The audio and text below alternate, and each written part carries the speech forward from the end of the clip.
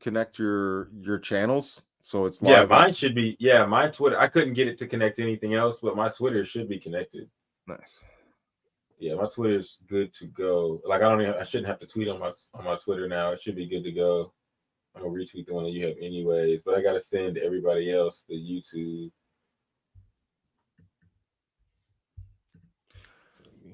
I don't know why this kick channel never goes live. It's some new one I added, but it never. We're live right now. So. Yeah. No.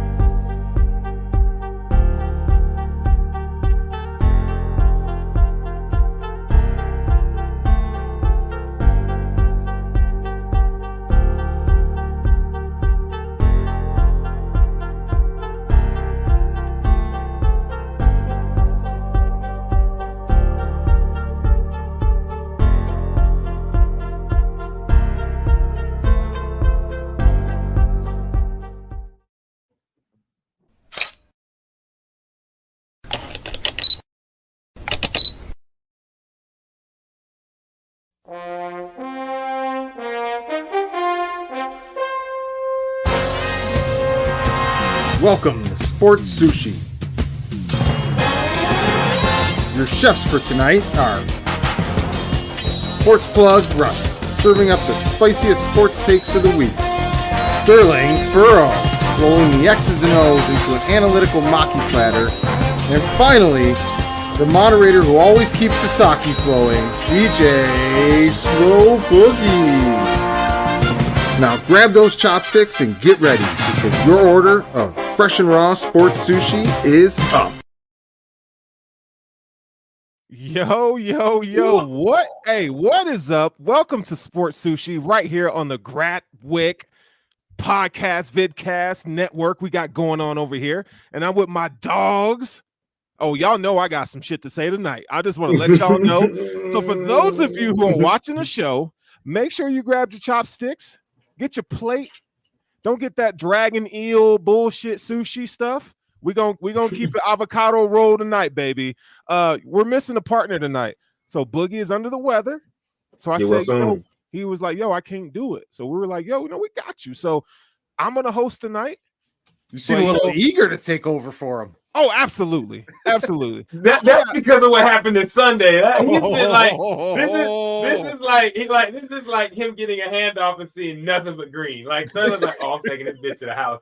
I'm hitting my head on the goalpost. Like he's like, y'all gonna be looking at the name on the back of the jersey tonight, baby. I'm telling you right now, it's on. So I'm happy to be here, man. It's great. It's what? It's even better when you're right. That feeling when you're just right. And the things that you think in life are just vindicated with truth and data to back it up. That's a damn good feeling, man. It's a good feeling. But tonight on the show, we're gonna talk some out of bounds. We got some this day in sports, NBA, Dame Lillard. We're gonna talk about that tonight. College football. My Wolverines are sitting at number 2. Man, I'm not gonna lie. Sterling, I'm not gonna lie. No need to be rude, but we can talk about this weekend. Oh, it's nigga, the weekend. It is the weekend. Hey. If I'm rocking the mic, the agenda is mine, and you guys are just here for the show. I'm just letting you know, okay? Y'all are here for the show tonight. We got either or. And I'm steering this bitch. I'm steering it, baby. We about to do this thing tonight, and we're gonna talk some NFL. And to top it off, a little dessert. We got Chris gonna come up with the, when he gonna talk his shit about shit. It's the best thing in sports right now. So we got a lot to get into, but I'm gonna shut up talking right now. Well, not really. Right. But how are you guys doing? Because I didn't ask how y'all were doing. I just want to say, Chris. Like I feel like me and you are in the back seat, and we didn't plan to be in a robbery. And you know what I'm saying? And that's I'm driving, motherfuckers. I'm driving. Y'all gonna do what I say? And me and Chris like, all right, let me drive. Somebody's been chomping at the bit for the steering wheel. Dog, I've been waiting for this my whole life. Yeah, bro. Okay, so he asked me how my day has been. Yes, I'm drinking water right now because I was at the fucking fair today. The fair was open last week, so I went to the fair. So I've been drinking all day. So I don't think I need anything else to drink. But just in case, I do have my last shot of Jameson Black right here for me. But now I'm drinking water because I've been drinking like the $4 ticket beer all day just for fun. Well, that's good because when I get done with you tonight, you're gonna need a black and mild after this. So you just get ready. Not even a blunt. Not even wood. I could do a whole show asking you questions about the Texas State Fair. Oh yeah, it's this is the weekend, fair. Right, Russ? Bro. So this is the weekend. Of course, we're gonna talk about college football later, but y'all already know it's Rivalry Weekend. This weekend is especially special. Game day is gonna be there. Friday, the Pat McAfee show is gonna be there, and I think I'm gonna go just so I can yell "fuck Boston Connor" at the top of my lungs. Gotta get a sushi sign to hold up in the background. I know. I gotta find some way to print like a big ass sushi sign. And put it up and say all the hoes like sports sushi or something crazy like that. Because the camera finds that crazy ass shit. But no, the fair is awesome. The best fair in the world. Okay, I'm not gonna say the world. It's the best fair in the United States because I ain't never been nowhere else. How many state fairs have you been to? I only need to go to one, man. I only need to go. No, the Indiana State Fair is one. I think I've been to that once. I missed it last year when my kids went, but I think I've been one time before. But sounds like I've been to a fair. Then I've been to a fair in Mississippi. Oh, have you ever been to the Texas State Fair, Chris? I have not. Chris, have you? We know Chris ain't been no damn Texas State Fair. Come. Hey, I've been through Texas a few times. Come. No, I said the State Fair of Texas. It's different, dude. I avoid crowds, man. I don't like a lot of people all lining up for shit. Okay, so here's what I'll tell you, Chris. I don't like that shit either. But what we did was I went with my job and shit. So like Oktoberfest, definitely a good time. I've been to a few of those. And it was, but here's what you do: you go there early. So of course, if you don't like a lot of people, don't go Saturday.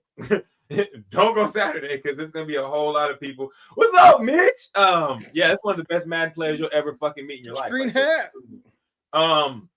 But yeah, so like it's got the best food, it's got some good games, but it's a really good time. You walk around all day, and there's a lot of beer, as you can probably tell. Like, yeah, it's dope though. But if you want to ask me anything else, like the gumbo balls are dope. No, I don't. I could spend all night asking you about this. Yeah, the food is no. Hey, we about to put this to bed, nigga. We done talking about the state fair. I'm about to get Russ ass. Russ is gonna get it tonight. Yeah. Thank God I'm hosting. I love you, Russ. I just want to let you know that you my dog. Like we didn't go to school together, but I consider you a close friend. Both of y'all. Okay, we on that level now. And sometimes family fight. Boogie's sticking up for me. I was down in the third ward smoking blunts. Hold on real quick, y'all. I can't. First of all, you can't say third ward like that. I got the third ward. Y'all can't be y'all in the comments. I'm gonna need y'all to leave Mitch alone because he whooping y'all ass on that man. I see it's bleeding over to the comments. Go leave him alone. I feel like Mitch is bad motherfucker, y'all. I'm telling y'all. Look at it. Look. Ghost, bitch. That's ghost, man. That's hilarious. All right, so Mitch be on boy's ass. But let's get it, man. What you got? Let's get this, man. Let's get this out of bounds. Let's start. All right, so out of bounds is real quick. I think y'all could have guessed it. I try to go to something like vague and like obscure, but no. Fuck Jimmy Butler, you motherfucker, you out of bounds for that shit. Not only the whole emo fit, and like out of bounds don't gotta make you mad, but sometimes it's just fucking out of bounds. And dressing like that with the lip ring and nose ring and everything, and the whole like this is my last resort, like that whole like get up, man. Like, yeah, bro. I like it. What I say, like my heart's in pain because I lost Dame. Like he's like he feeling it, you know what I'm saying? So like he out of bounds for that shit. And what makes it out of bounds is we're gonna have to see that shit the entire season because that's gonna be his ESPN graphic. Okay. He might even look like that in 2K now. That's go ahead, Chris. That's what you're coming at Jimmy Butler about today? I mean, that's worthy though. Chris, I need to know more. What else do you have for me? I mean, I thought that he came out in defense of a white boy saying the N-word and announced that he's got 2 country albums coming down the pipeline. Might have been noteworthy. Nah, fam. See, you know why it's acceptable to Chris? Further out of bounds, but Chris, thank you. That makes it even more plausible out of bounds. So, Russ, do you have any more information on this extra? Hold on. You know why it's acceptable to Chris? Wait, because he was emo. Because he was emo. He was that kid. danced in all the circles, man. I didn't stay in. My dear. Like when you take all the cross sections, I'm like that one little dot in the middle where they all crisscross. What they be doing that? I don't know if y'all saw what Boogie put in the comments, but tonight I'll hoop for you. What was that movie, Wedding Crashers? Yes. I'm gonna go do some homo artwork. Yo, Jimmy is wild for that, man. When I saw it, first of all, people were dogging this man on Twitter. They were like, yo, he looks like Andre 3000 in Hey Ya video. Bro. And it's like, bro, like he woke up and thought, damn, this is a good idea. I want to express myself. Like, nigga, no. Someone called him Ball Out Boy.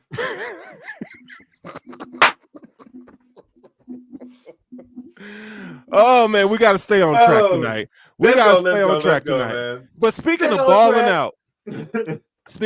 out, we got Dame. And the question is, will he succeed in Milwaukee? But when the trade came down, it kind of came down right when we were last week at this time. Yeah, that's when everything dropped. So we really didn't have time to let that sink in for a little bit. But now that we're kind of in the thick of it, it's been a week. We got time to mull it over, think about it. What do we really think about the Lillard trade? Russ, go ahead. Okay, so there's some good. Are we sticking to here, though, boys? Panic at the free throws, pretty good. That's badass. Good one. He's a DJ. He's cheating. Chris, do me a favor and find his picture so we can have it just to look at it for a little bit. I'm sorry, Sterling, but StreamYard does not allow me to ingest a picture and pull it up on screen easily. It does. Shot. Russ, keep going. I'll do it. Teach me that. All right, cool. Oh, so I think the trade one, it just keeps beaming in my head. Portland. Great job. So I think Portland did a great job in the trade, but seeing as though we want to focus on what happened in Milwaukee, I think it's a great fit. I think it's a team that we kind of had in the rear view. We think that this might happen. When it happened, it was like, oh, damn. Because now we have the new age. Man, can I say it? Without getting go ahead. Destroyed? No, go ahead. Say it. We have the new age, they haven't done it, but that we haven't had a Shaq and Kobe dynamic. Big man in the post causing problems, wingman outside getting it done. Please do not tell me about Joel Embiid and James Harden. Do not talk about James Harden right now, because my mom told me if I don't have anything nice to say, don't say anything at all. So please do not bring him up in this scenario, because they were not dynamic like that. But this is going to be a time we're going to get to see two guys at the top of their game. And I think this is going to be like a death stroke to the East. I don't think that people watching want to be like, oh man, this is going to be good luck. A lot of people are out there well, we'll see. No, good fucking luck, because you've got a guy in Giannis that was already unstoppable with all of his flaws. And yes, we could talk about how he don't really got a bag. He got a grocery bag. His jumper may be a little inconsistent. Don't matter. He still can give you 35, you know what I'm saying, on any given night. Then you're pairing him with what I would say, we could say it's a top 5 clutch player in the league. Not only that, but he's also a guard with the ability to spread the floor like only probably 2 or 3 others can do in the league. You know what I'm saying? And then you couple that with the fact that you kept Middleton on the team. You also have Lopez down low. And I know people are going to say well, you lost Drew with the defense.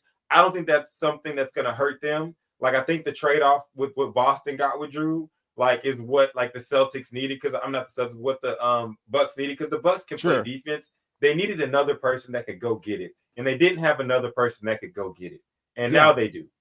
I think that's a big point in this whole thing, is that people are kind of, Drew Holiday is a good player. He's one of the best defenders in the league, especially on ball. But they don't need that. You got Giannis, Brook Lopez, right? These guys, Chris Middleton can defend on the perimeter as well. You don't need all that. You need a killer, right? The Bucks need the killer, and they got it. So I don't care. I think it's a great move for the NBA. I think it's great for Dame. I think it's great for the Bucks. So this is going to be a great marriage. I think both of these guys They're hungry. They want to get it. Dame has not tasted much postseason success. I think we forget about that, right? True. So you're going to pair him up with Giannis. I think the East overall as a conference is tougher. Yeah. I don't see them winning the championship, but I think they can compete for an AFC crown. I mean, in the East. Sorry, East, yeah, you're good. I think that they can compete for a championship. Of course. Now, yeah, I mean, well, what bench? I mean, what?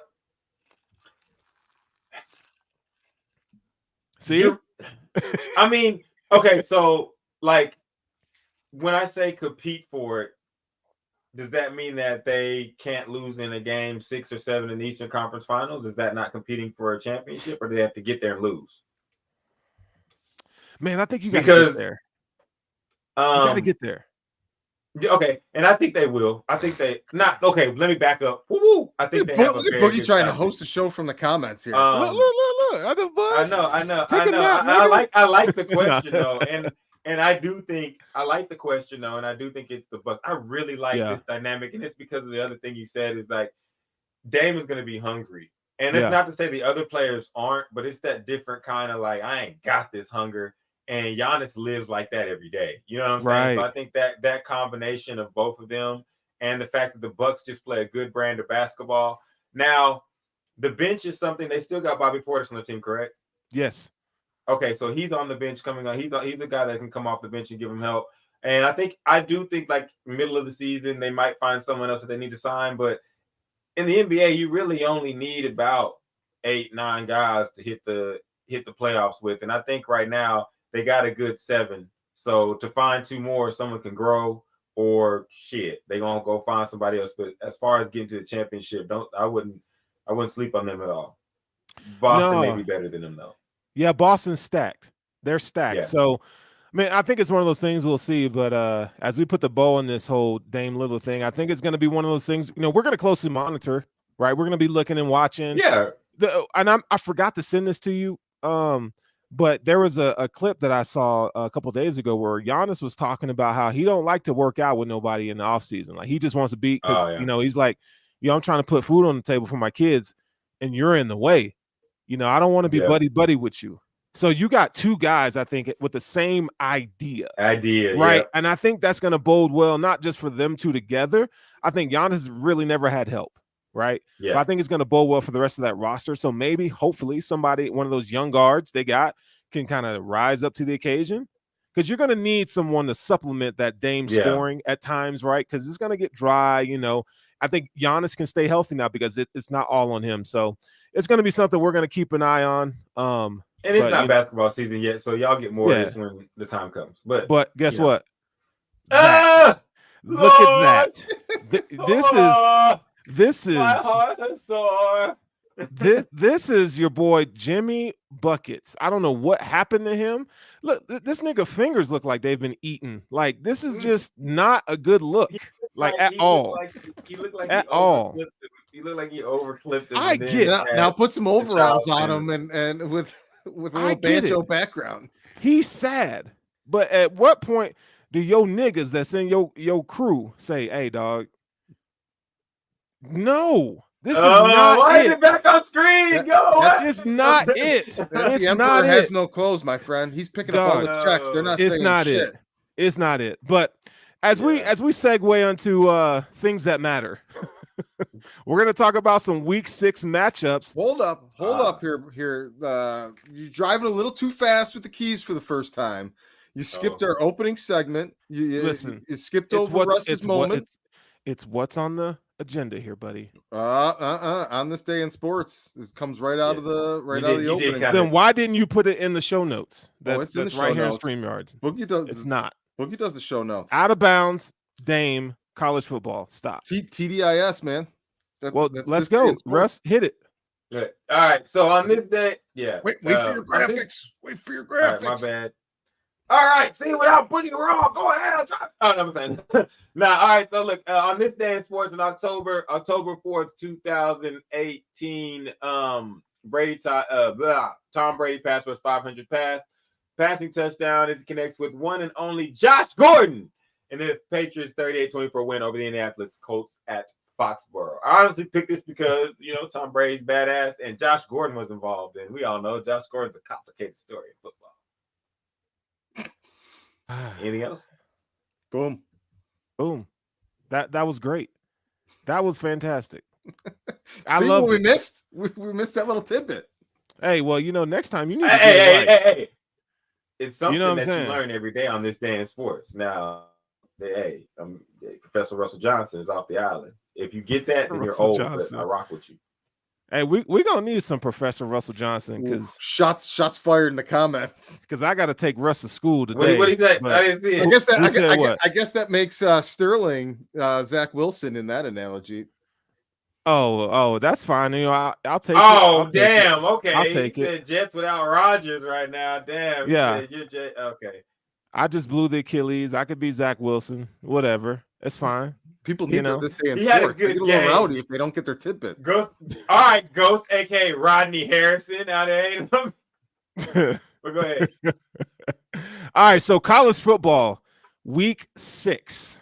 All right, so we got some key matchups this week, man. And there is one matchup that is huge. And I'm gonna set the stage and I'm gonna let Russ kind of take it from here, but we got number 12 Oklahoma versus number 3 Texas. Now this is a noon game Eastern time. Okay, this game will be played at the Cotton Bowl in Dallas, Texas, so it's at a neutral field, right? Which is great, but this game can go either way because I've seen great things from both these teams, but Russ, I'm gonna let you take the floor on this, man. Like this is your thing because you'll swear to God that this is the best rivalry in college football, which are full of shit. But today, right now, I'm gonna give you the floor, so it's all yours, man.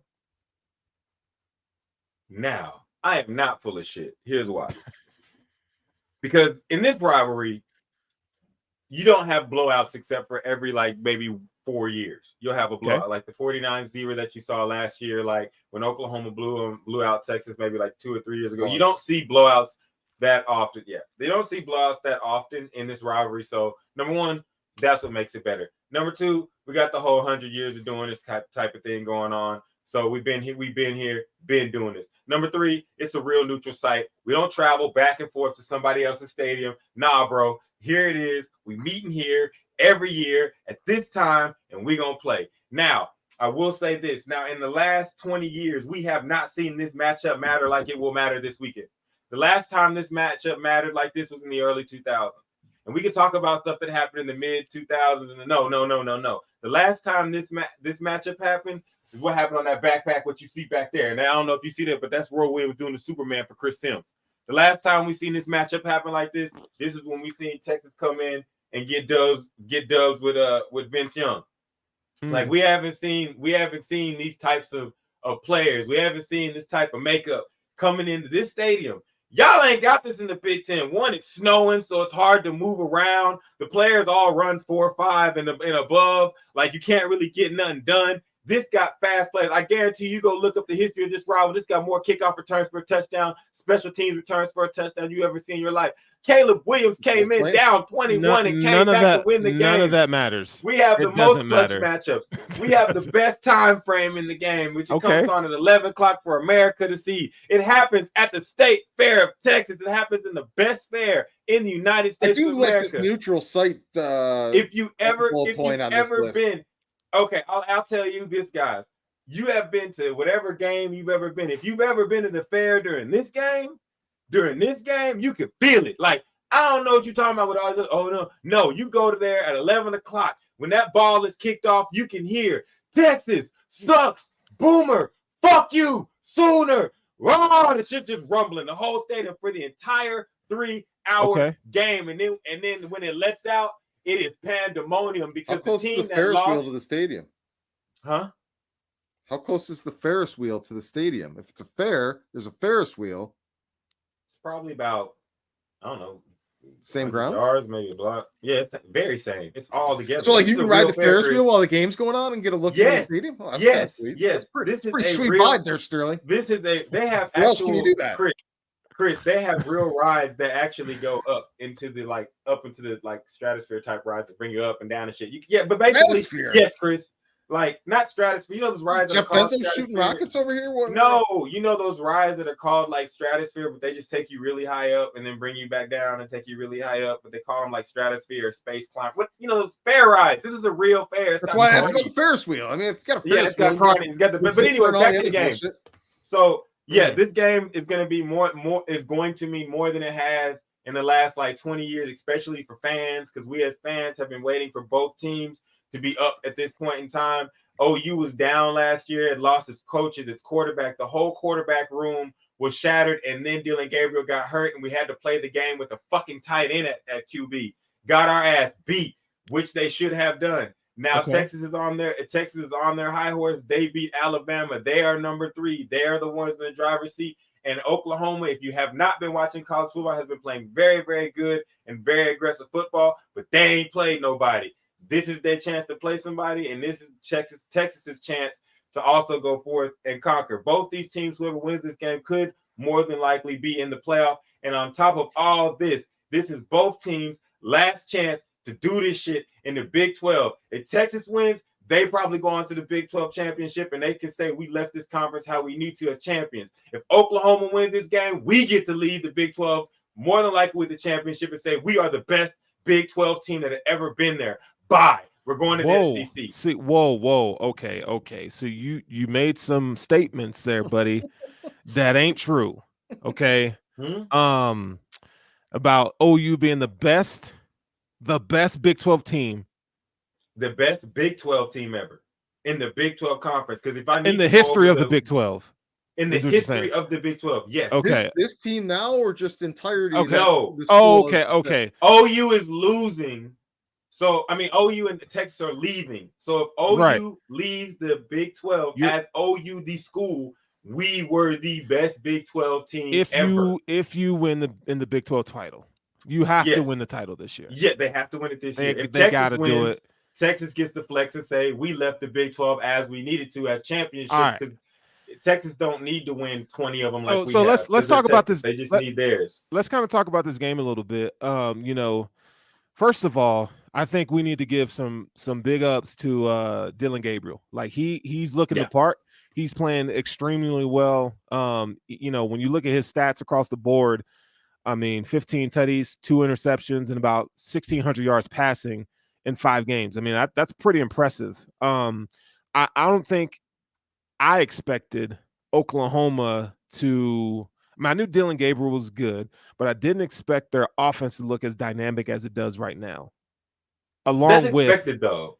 Well, hold on, though, because you have and here's why I say this is because Brett Venables is a defensive-minded coach, and sometimes I think it takes a little bit for those defensive-minded coaches to kind of let, offensive coordinator, whoever, kind of do their thing. You kind of see the footprint of that team being defense, right? But the cool thing about you guys, hold on. The cool thing about you guys is that I really appreciate is that you're seeing it on both sides of the ball. So remember last year we talked about Brett Venables and he didn't have his guys in place, right? And he had a little bit of roster turnover. And now you're kind of starting to see his staple on that defense, right? So in 5 games, I mean, no team has scored over 20 points. That's impressive. And now you really haven't played great teams, but it's still impressive when your defense can come out there in the Big 12, which is scoring. So you got to look at it like this. Oklahoma, 73 points in the first game, 28 in the next game, 66 points in the following game, 20 against Cincinnati and 50 against Iowa State. So you're giving the other opposing offense that many times to curate offense, and they're just not able to do it with that defense. So this is a different Oklahoma team that we've seen in the past where they have offense and defense and not just offense. And that's because we no longer have the coach known as Lincoln Riley. And just to piggyback off of that, because I know you got to give Texas State props, and I want the Texas people to hear all their things. That's because Lincoln Riley left. And if you watch that game against Colorado, I told everybody that Colorado would be able to score on them because USC's defense would turn Swiss cheese. But yeah, I will say everything is great, but you got to go over some of the things of Texas because Oklahoma has been doing those things. It's looked very well. And if you watch the entire game, the defense is exactly that. It looks like we took what Clemson used to have in their defense.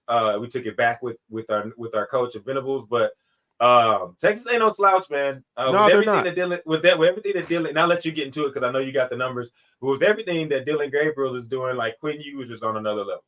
Right. Quinn Ewers right now is looking like, he's definitely one of the top quarterbacks in college football right now. And I think, he gets credit just because he's kind of changed his image, right? He's kind of dialed in, and I think that bodes well. Now, Russ, I know you'll make fun of me because I start getting into like analytics and start talking about like what they look like as draft prospects. But I know. I think what you look like and how you conduct yourself as a quarterback, I think that stuff matters, and it matters not just in high school, but it matters in college. So, we're talking about a kid who came in with a fucking mullet and just wild, right? And having to transfer and all this stuff. But he's coming in here and Sarkis is one of the best play callers in the game, and it's looking good. So, look, you guys got my dude Andrew Anthony from Michigan, and he's looking pretty good, right? He leads your team in receptions. Yeah. But on the other side, you got a whole nother dynamic beast over here in Xavier Worthy. You know what? You know what's crazy is, and I'm not making this about Michigan, but I'm going to. Both of these guys were committed to Michigan. That should tell you something about nigga, get your shit together. But I love the Xavier Worthy. I think he's gonna be a great pro. I hope Andrew Anthony turns into something great too. But I have to say this because like y'all know I'm a receiver. Like I like receivers, no homo. So like no homo twice because woo, hold up, like we gotta. Back that all the way up and stop, pause, slash that. The wide receiver position in football is a position that I find to be one of my favorites in sports. So, like, it is Xavier Worthy, but, like, what is it? The dude Mitchell, Sanders at tight end, Jordan Whittington, Jonte. Like, they have a lot of guys on that roster that are putting in work. And also Brooks as the running back has emerged as someone that can do some work. But I'll let you get more into – I want you to go ahead and get more into that. Well, I do want to leave the other receivers out because I've watched a couple games and like no. I'm just those are the noteworthy ones that stick out to me, right? But Oklahoma always have dogs, right? They always got them. When you look at this Texas team, like people want to talk about the win against Alabama, but part of me feels like it's a great win for Texas. But like, if you're Texas, you can't let that win be like the zenith of who you are right now. Because you beat a Alabama team is not their fault, but you kind of beat the Alabama team that they're down right now. They're down, and so you can't be flexing. You cannot be flexing about we beat Saban in Alabama because Jalen Milroe can't throw the ball. The Alabama doesn't have an identity right now. Like so kill me on that. So what I'm saying is Texas is this: you got to come out and you have to establish who the better team is. This is a game that Texas has to win. I feel like the pressure is more on Texas than it is Oklahoma right now, just because I feel like Texas has more to lose. Like when you look at these two programs, and this is not a knock against Oklahoma, but I feel like Texas has more prestige, right? And so if you're going into the SEC and you want to be crowned as like the best Big 12 team to ever lace them up, you got to – this is your legacy. You got to come out and win this game. I know that rubs you the wrong way, Russ. And I'm not taking nothing away from Oklahoma because they're great. I'll say this. Man, the prestige thing is like – I guess I would say I don't know if they have more prestige, but they are more popular. Sure. You know what I'm saying? So those are two different things. Like – a lot of people sleep on the fact that like when we like as a person that's been a fan of Oklahoma for over 20 years, like I can sit here and tell you like shit, like damn, like 30 years. But I can sit here and tell you like Oklahoma never goes into this matchup thinking like they are the lesser. It is one of those matchups where it's like you're the popular kid and we got to punch you in the face. You know what I'm saying? But it's not one that we feel we need to beat them because honestly, in the past 20 years, we've been in their position. Like, we've been the ones that have been top ranked, and they have been coming in to fuck up our season.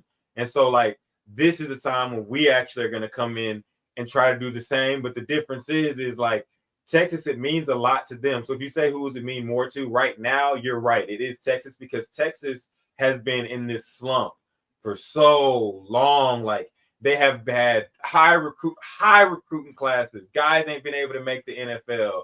And they just finally got to the point where now it's here. We have our tight ends are here. Our receivers are here. Our running backs are good. Our defensive line is good. We got front seven. Like we are here. And like, so this game for them, if they lose it, like I said, this is going to be a monumental loss like 2003 was for them with Chris Sims in the game. If they do lose. Okay. So so let's talk about this then.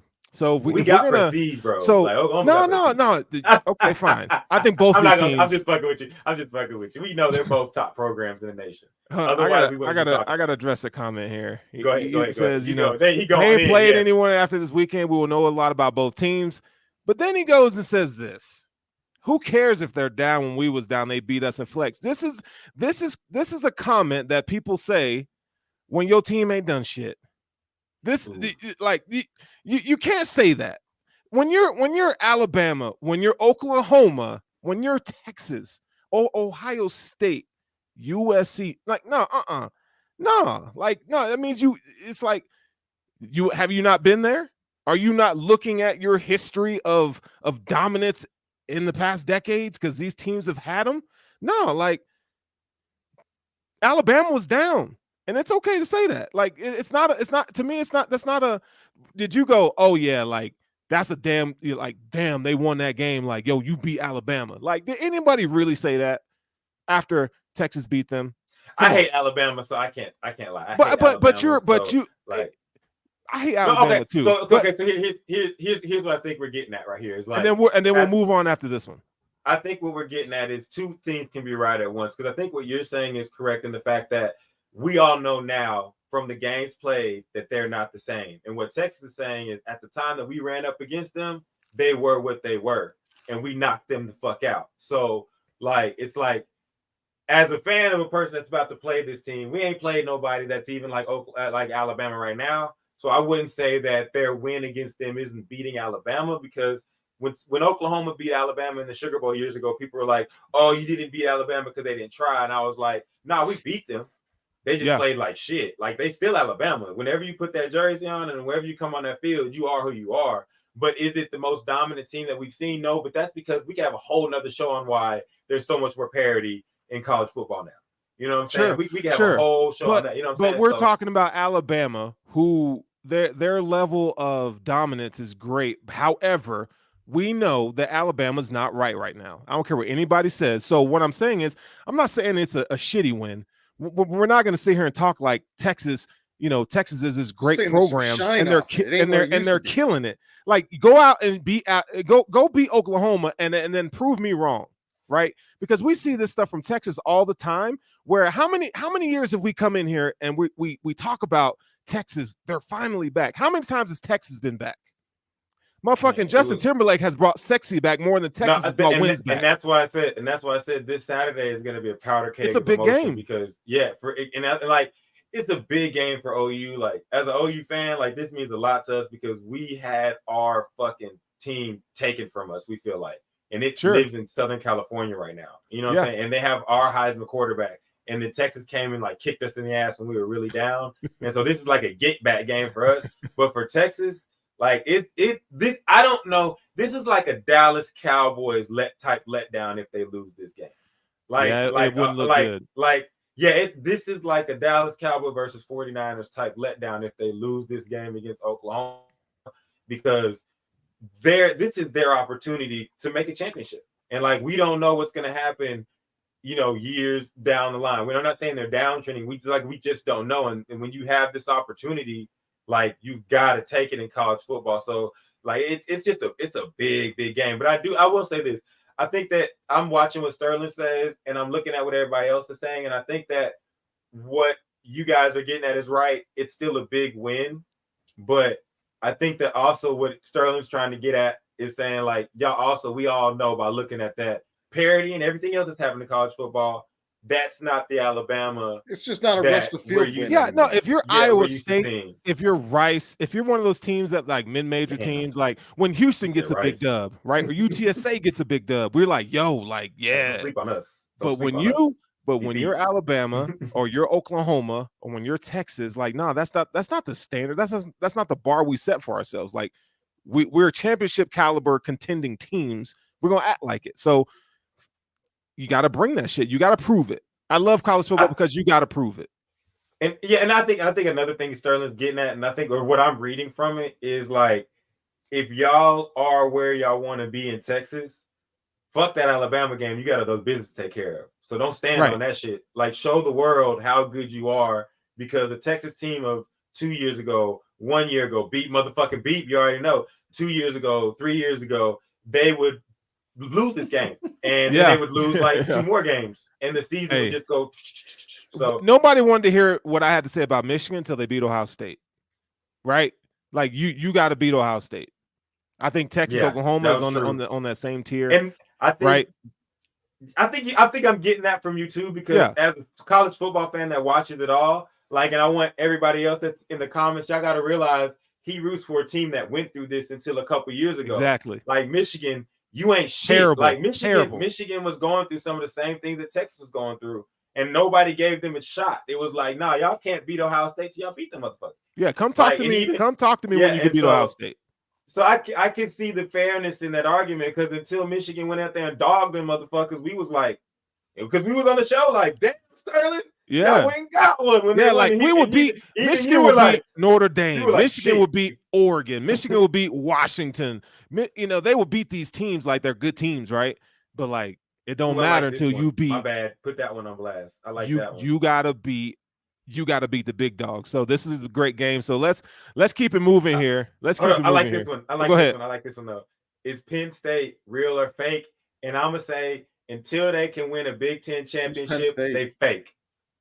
Yeah, no, I think they got a great quarterback. They got two of the best running backs in college football. Chris, let's not tell any jokes about Penn State and what we know. I don't know who they are. I remember a team I used to be a big fan of. And stop! No, he's gonna do it. He's driving right into it. How do you put an image up? No, my memory of Penn State is as clear as the logo on their helmet. You talking about Sandusky? No, I'm saying I have no recollection of Penn State. They don't exist. They are the Nittany Lions. Those motherfuckers aren't real. That's my opinion on the caller's question. You guys know about the plane lady? Yeah. No, okay. Those motherfuckers are not real. If you want to sit on this plane and die with everybody else. Hey, I bag her though. I ain't gonna cap. She can get it. She can get it. That's the white girls I like right there, boy. That Chargers get. Anyways, let's not go. Let's just keep it moving. Let's just keep, because I'm gonna get in trouble.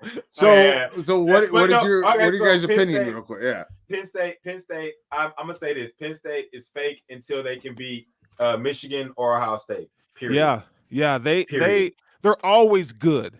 But like you got, they lose to Iowa on some bullshit field goal and fucking wasting my goddamn time. Or when they're finally great, you give them the fucking national championship because we vote on these things. So give it to fucking Tom Osborne because he's gonna retire. Fuck that whole history. I don't know anything about Penn State. I think he was a real fan. There's some stuff. Yeah, it sounds like you got some. We might have to have an episode about this because I watch college football. So you got some Jimmy Butler in you, dog. Watch this. I don't know anything about Penn State. Well, you and Sean Lee. I know you like Sean Lee. I know you like some Sean Lee. He sure do, don't he? Penn State died when they killed fucking Joe Pa. That was when Josh. There's still a school there. They still play football, but that's he's a fan, y'all. He's a fan. Oh yeah, you talking about Joe Paterno? They fucking killed that man. Scored when Josh they Dotson killed Joe scored Paterno. Week, said, yes. That's some conspiracy shit right there. The only thing that guy breathed for was football. Oh yeah, when they once you took football from him, you might as well put the bullet in his head. Well, but you also got to realize, like, when your medical doctors, nail dudes in the fucking shower. Okay, Listen, under your I don't want watch. to go down this road, but we all know that generation and their because it was okay, because slavery was okay back in the day. Not okay. Because the white folks like nigga get in here. What I'm getting at is, listen, look at it. Go ahead, Chris. Like this. Martin Scorsese is basically the filmmaker version of Joe Pa. If you went up to Martin Scorsese and was like, oh, guess what the fucking lackeys over in the other room are doing to fucking people, he's not gonna know. He's gonna fucking cringe. Should he have been responsible? Absolutely. It happened on your watch. So no matter which way you slice it, for sure. But like, you know, that fucking generation and their denial and how they just deny anything is real and don't deal with it. So I'm sure somebody came to him, told him something, and he immediately fucking his head rejected it. And never wanted to think about it again. Hold on. Can I throw this out there? I got a couple points on this. Hard dicks in the shower? I don't want to hear anymore. Okay, I got a couple opinions on this, and then we got to move on. One, go. And you don't have to answer out loud, but if this happened on Prime's watch, people be dogging Prime. Hold up. No. You can't just say I don't need you to talk. Watch. I just need you to listen. 60 odd years he was over the camp. There's no comparison to a first. My second point is this. Penn State was one of the premier blue blood programs under Joe Paterno. It is, when you look at it from a business standpoint, it is $1 million enterprise. You're talking. Let me finish. I'm just telling you. I know. Joe Pa is responsible for that shit. It's under his watch. These are people that were hired in his program. It's his responsibility. He didn't do it. I'm not accusing him, but he's a great, like, this dude is like great philosopher. He's what? He said, man, that's crazy. Chris said, man, that's crazy. This dude was protecting the man who was fucking molesting. I don't think he was protecting him. That's what I'm getting at. He was, though. It's documented. It's documented that. I mean, Chris, he turned a blind eye to it. Yeah. He turned that's exactly right, and that's what that generation does with everything. That doesn't matter. It still breaks the moral code, Chris. No. So just because they owned slaves back then, it doesn't make it right. But I understand. Dude, like, you can't put words in people's mouths. Just because something's not right doesn't mean you can't understand how it went down. Okay. Just because so basically what you're saying is, I come to your house. I come to your house. You have a racist uncle. He calls me a nigger. What am I supposed to do? Oh, it's Uncle Jimmy, and he says this shit to my black friends all the time. So I'm gonna knock this nigga out. Like, you need to get Uncle Jimmy and put him in the closet because I'm about to do him dirty. Here's my you see what I'm saying? That's not a fair comparison. No. Here's my question. I got a question. Neutral. Sterling, we come from a completely different generation of how things get handled. I understand that. Nobody wants to handle things more confrontationally than I do. I'm just simply saying, I understand how a fucking 91-year-old man just hey, we do unmute R. Kelly around here. I don't care. Y'all can cancel me. R. Kelly go hard. Joe Pa scream like an ostrich. I have a question. You know what an ostrich does? An ostrich sticks their head in the ground and pretends like the world doesn't exist out there.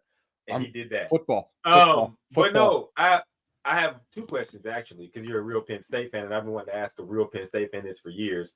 First question though is about our subject matter. And that's, so what do you think? Because he couldn't work there no more, Chris. So what should they have done for him, bro? Because I watch college football for real, Chris. So I know what you mean, bro. Yes, when they let him go, it killed that old man. He was literally living and breathing to fucking do something at Penn State. So when they got rid of him, yes, it ended him. So my question is, what were they supposed to do, bro? I mean, that's a great question. Sure. Because there's no black and white answer to that. Because when you're starting with the premise of you're 100% correct, like, he can't stay there because, like it or not, you are now the face of that. Like you just are. And it sucks. And that's why when you guys brought up Penn State, I'm like, it doesn't exist for me anymore. Because it doesn't exist for me anymore the same way Michael Jackson songs don't exist for me anymore. I don't know whether they did or didn't, but it's no longer an enjoyable experience. No, it's no longer an enjoyable experience. It's tainted. The memories. The memories tainted. Yeah. Right. I think you have to do your best to remember Joe Pa for who he was, like, on the field. But again, the sad part about All my humanity. heroes go down in flames, bro. Hold on, though. All It's All of true. ours do. That's why not like sad- mine do. Let's throw Favre on the fucking log of that one too. Don't say Well- Brett Favre, please, God, don't. Just leave Stay out it. of the comments. Just You leave better it stay there. your ass out the Told you, comments. all my heroes go down in flames. Well, you got to pick better, No, Chris, you just made a bond. Oh, gotta Chris, you pick 'em just better. made a bond with Look, somebody. look, before Oh, the God. fall, both He's of these people. 1 look at minute, who and then we their- got to move yeah. on. 1 Look at minute. who their Oh. look at what their identities were built hold on. up. I got my other question, Chris. My other question, because this is a 1 question minute, I'm and we asking gotta Penn move State on. fan. How did they create a pipeline to the Northeast, like to the East Coast, like that, like New Jersey, New York? How'd they create the pipeline to where they get the best players from New York and New Jersey and shit? I just don't know. I just thought to ask. I don't fucking Like, know. Joe Pa was the legend in that entire region. Like, what other school east of Ohio State did you want to go to other than Penn State? Yeah. All right. And- I started thinking you're talking about it. I was like, yeah, it is the closest school to New York. That's good. Your peak 90s, your peak 90s, Yeah. early 2000, especially Yeah. coming off the Kijana Carter and fucking that whole era. Yeah. Dude, like, yeah, like, dude, You can still root for them, bro. They're nice, bro. I You can still can't. root for them dudes, man. I can't. That's why that's why they not winning big games, because they biggest fans said, fuck it. You better go. I get you a also Nittany listen. I Lion hat also and got put that tired of shit in. watching them fucking blow undefeated seasons to fucking bullshit Iowa teams. So like You gotta there's get back on and the off the ride. field, man. I right. don't have time for college. Well, football. it's good to know that you're a We Are fan. Penn State trash. But let's keep it moving. White out. Talking about Chris's picker. Let's do our bet stamp portion of the day. Let's go on and jump into bet stamp. Chris, go ahead and roll it. All Let's get right. it.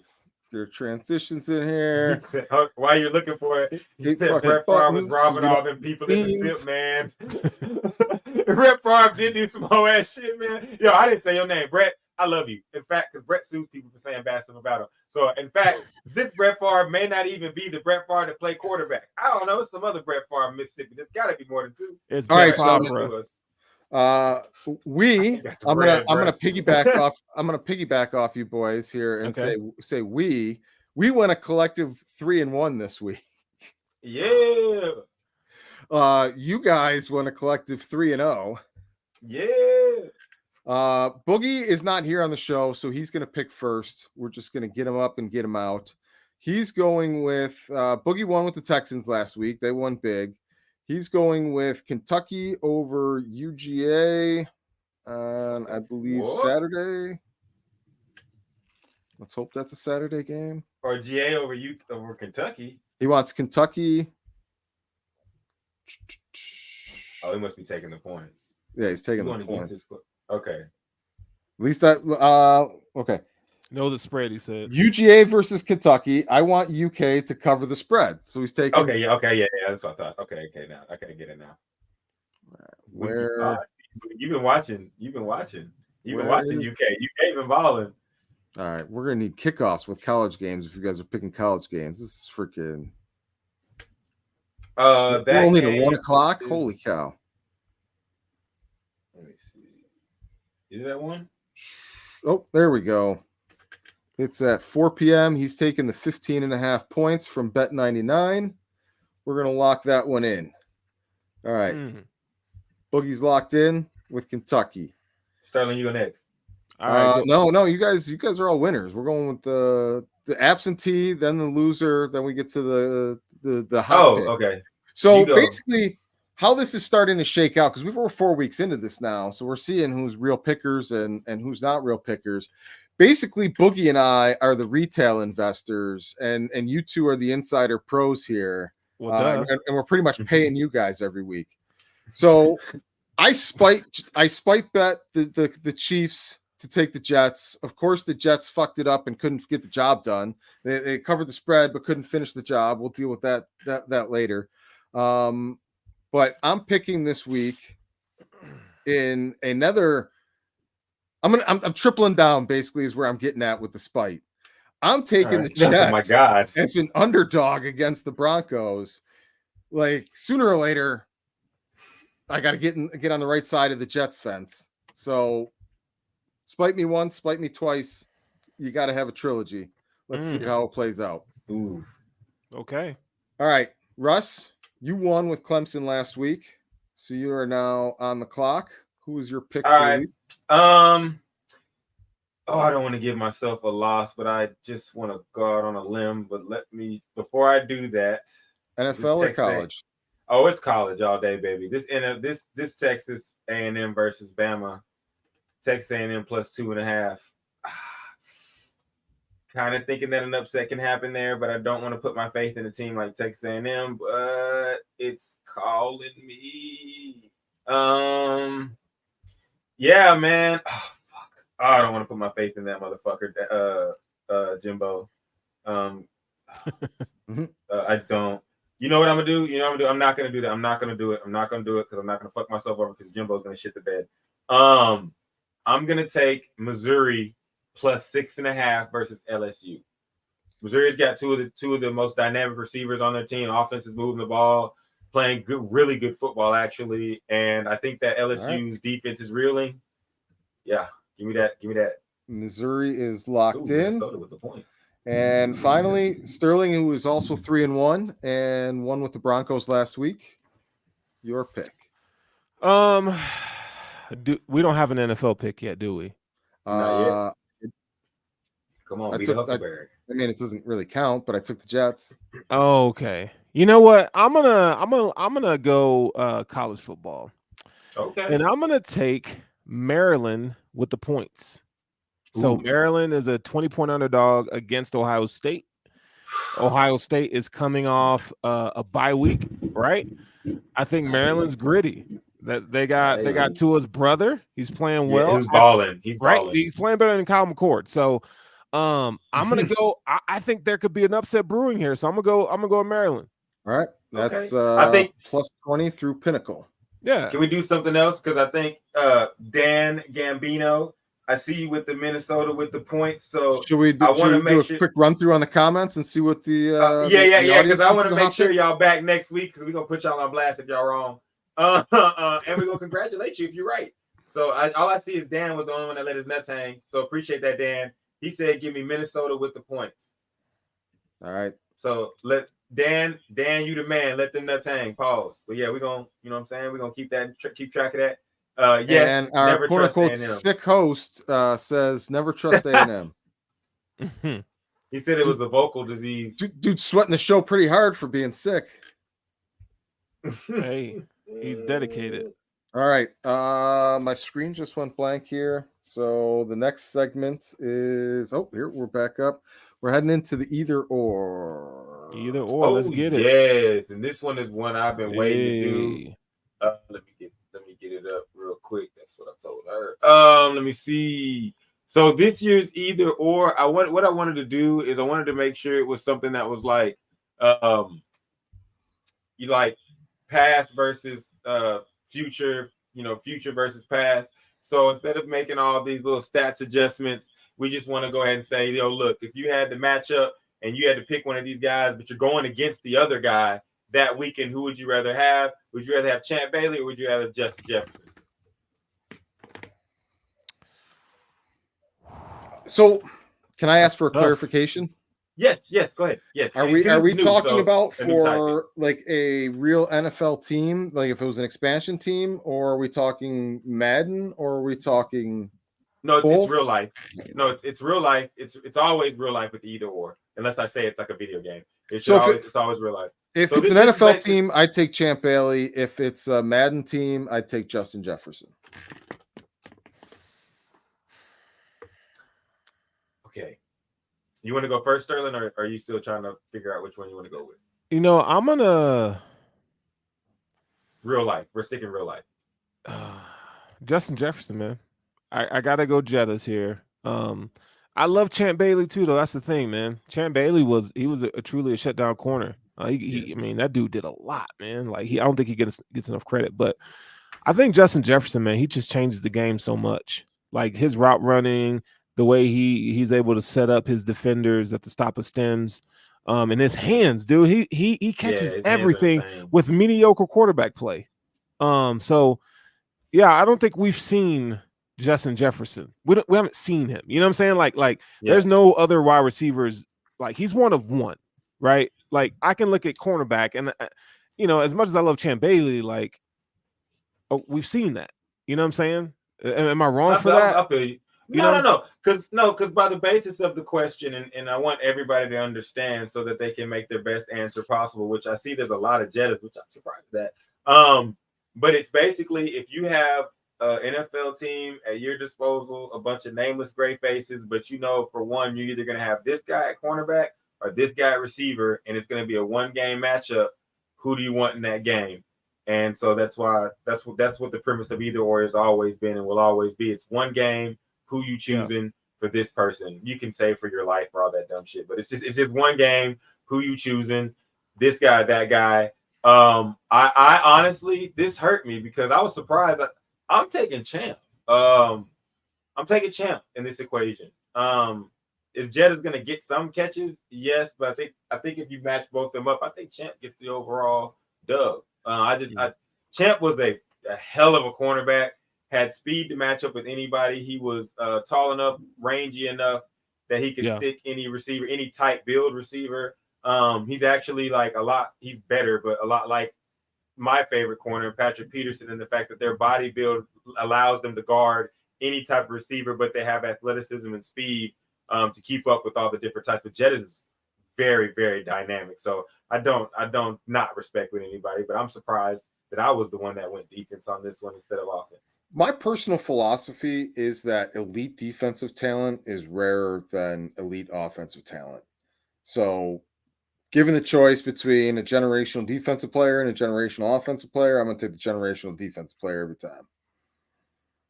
Nice. I'm going to go ahead and put this on the screen, though. Let me see if I can get it up there with what our viewer Ghost said with basically, there it goes. D. Adams is Jetta's before Jetta's size of route running, etc. I do see a couple similarities, but I think that's evolution. So, we're seeing it in front of our eyes, but I guess you could say we have seen something like him before, but I think what Sterling was getting at is we ain't seen someone do it like this before. Absolutely. Yeah.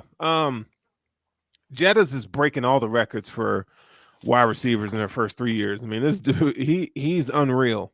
Justin Jefferson's unreal.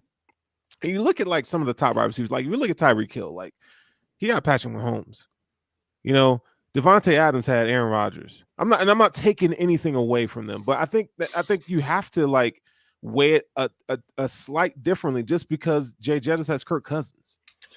He's okay, but he's not elite. Could you imagine Josh Allen and Justin Jefferson for 12 years together? But don't you start your agenda. I know what you're about to start doing. Are we gonna have a could you imagine segment? Nobody thought it's not many people thought Jefferson was gonna be this good. No one saw that coming. That man's been overlooked in high school. He was overlooked in college. No, I don't care. Most people, 90% of people, didn't know Justin Jefferson would be that good. Are these the same assholes that all thought DK Metcalf was a third-round wide receiver? Because that was ridiculous as well. I don't understand when these big, beastly wide receivers suddenly started falling in the draft. What? I think GMs just do dumb shit. We can have a host. I'm not even gonna put on some of the stupid shit that GMs. But you get what I'm coming from. Yeah. I think both of y'all make very good points. But either way, y'all. Hit us in the comments as they did during the show. If you're watching this post-show, if you're listening on the podcast, you can always go to the comment section on YouTube and the various other platforms around. Hit us in the comments and tell us who you would rather have in this very good matchup that we have here between Justin Jefferson and Champ Bailey. Might have to get on Madden and make that shit happen a simmer or something for the people. But yeah. All right, so coming up next, we got the question is, should the tush push be banned in the league? Now, let me give you a little bit of history on the tush push. So, this play has been legal since 2005. Okay, now it used to be legal. I thought so. Yeah. It was legal since 2005. However, the Eagles have been taking advantage of it or using it to their benefit. Okay, here's my defense of the tush push. Just because you can't stop it doesn't mean it's bad for the game. Okay. Now look at Landon Dickerson, all pro left guard. Jason Kelsey, all pro center. You got their right tackle is an all pro right tackle. Okay. Not to mention, you have a quarterback who can squat 600 pounds in Jalen Hurts. Like, they're using every advantage that they can get. And the tush push, like, I don't know why people are so mad about it. Like, you just can't stop it. So figure out how to stop it. It was like one of those things like the Wildcat. Yeah. Figure out how to stop it. Right? Yeah. And once like, people if you figured out how can't to do stop it, it wasn't. Yeah. But I don't know. But that's just my opinion. What do you guys think about the tush push? I don't think it should be banned at all. And I agree with one of our commenters in the comment section saying other teams are trying to use it and they can't get it. That was very evident in the game against the Patriots versus the Cowboys, because they tried that and he really just pushed Mac Jones into oblivion. And then didn't we see it again on a fail again on Monday night? If I'm not mistaken, didn't we see that fail again on Monday night, which caused Peyton Manning and his brother, you got to get your hands on both cheeks. And so I think it's one. Yeah, I think it's one thing if like it's something that's just just the Giants. It's like overwhelmingly like it's like that's just not fair. But this is something that you're like, we have bigger guys than you that are more aggressive, so do something. And I've seen various people that watch film online saying there's ways to stop this. And one of the ways to stop this is to put a really big package in the game and just put another like defensive end over or another linebacker over the nose or some football philosophy that I don't know. But basically, it's been said that you could do things to stop this, and other teams are not doing this. And so if you're not going to do the things that are legal in football to do, then why are we going to make it an illegal play? If everybody can't do it, if it's something that everybody can start doing and it's just 100% success rate, then we can look at it. But yeah. Let me come in on the side of why I think it should be banned. Okay. Now, I don't think it has anything to do with the competitive impact of the play. But I do think when you're talking about how do you counter it, the counter to it, the end result gets dangerously close to looking like a rugby scrum. And now, are we playing football or are we playing a rugby scrum? Because the counter to it is an equal force in the other direction, pushing back. And now we're all sitting here pushing on each other, which gets me to my actual point of why I think it should be banned. Now, if we're talking 90s football, which when it was banned, I'd probably come in on the side of like, let it go. But like in this era of safety first for the players, if you're coming down on all this safety shit, then guys pushing on each other and pulling each other and creating these type of scrums is just not a pro safety move. Good point. So like from that perspective, all these other things I think you've pussified football with and how much you protect quarterbacks and all this other shit. Now, protect these offensive linemen the same way you're protecting these quarterbacks, and you don't want people pushing on them, falling into the back of them. Now people in the pile are going to lose their balance and fall into knees. This is just a debacle waiting to happen from that perspective. Now, if you want to, I think the line should be, if you want to block into the back of me and you want to push forward like that, okay. But if you're starting to now extend and use, we're talking about guys that bench 400 or 500 pounds. Yeah. You want to use this force. That's where I think the banning should be. If you want to push into it and you want to get in there and like no extension. Yeah, look, maybe I'm blocking, maybe I'm bumping into my back. Yeah, I see what you mean. No extension of the arm, like no like real. But the second you start putting your hands down and getting force, and you're like, it's a fucking sled push. Because I see what you mean. Because it's like if you do have, like someone said, put Jalen Carter over the center, and if you are pushing the shit out your quarterback's ass cheeks, and like he ends up going full force into Jalen Carter and breaks his neck, then we're gonna be like, oh shit. And what are you pushing your franchise quarterback into? Like, you get from all angles now, I'm just gonna have him like getting muddled and mobs. Like, how much value do I have for my quarterback if like that's a repeated strategy in my playbook is just run straight into the back of the quarterback and fucking ram him forward for an extra yard or two? Because I do see why some DBs are like, so y'all can do all that craziness, but I can't hit a receiver. Yeah, right. Like, yeah, you know what I'm saying? I can't jam a guy on the line. And I really don't want my fullback coming up my ass like I'm the hole. Pause. Perfectly placed, pause. Perfectly placed. All right, I think that's a good one though. I think we I think we covered that one well. But that was a very good point, Chris. That's a very good point because they did do a lot to make football safer, and that shit is not safe. Like the wedge, a perfect example, the wedge on the kickoff. Yeah, I was just about to say side by side. We can't do that, but like, let's all fucking ram in. Think about the guy at the bottom of that shit. I think, and Hurts is eating off this. Like he's did you know Jalen Hurts has 29 rushing touchdowns in 50 games? Let that sink in for a minute. You're not stopping it. You're not stopping it. So you're not Well, I mean, right now, because the point was made, you put Jalen Carter over the center, you put a big ass defensive tackle over. So Chris even said it. Only way to do it is basically get your guys and get a guy behind him. And when he says that, you push y'all push. And they figured it out. We're not gonna see that until like it matters. Because I think what teams are thinking of is what Chris is thinking of. Like, someone's gonna get fucked up when we do this, so we're not gonna do this to the playoffs. Wait till the first star gets hurt in one of those piles. And it'll get banned. It'll get banned. But for now, it's legal, so we're just gonna roll with it. But do that shit. You know what else is legal? You know what else is legal? Trading Jonathan Taylor's ass is legal. Legal. Okay, so this has been an ongoing situation for quite some time. Jim Irsay finally has said, you know what? We got this running back. I'm not going to re-sign him to what he wants, so we're going to let him go for trade. Now, we are 1 month away from the NFL trade deadline, and Jonathan Taylor, he's back from his ankle injury that the Colts kind of put on him, because Jonathan Taylor says he's fine. He's been fine. Who are some of the trade candidate or trade possibilities that Jonathan Taylor could go? Who could use him the most, I think? Let me go first on this one, because I'm going to tell you somebody that you previously mentioned as a trade possibility that is now out, and use it as proof of concept for something I argued at the beginning of the season. The Bills don't need a big badass back. They're out of the equation. James Cook is just fine and more than enough with the supplemental players that they got. There's no reason that they would go out and make a splash like this, even if it would make them somewhat of a better team. Fair, but if you put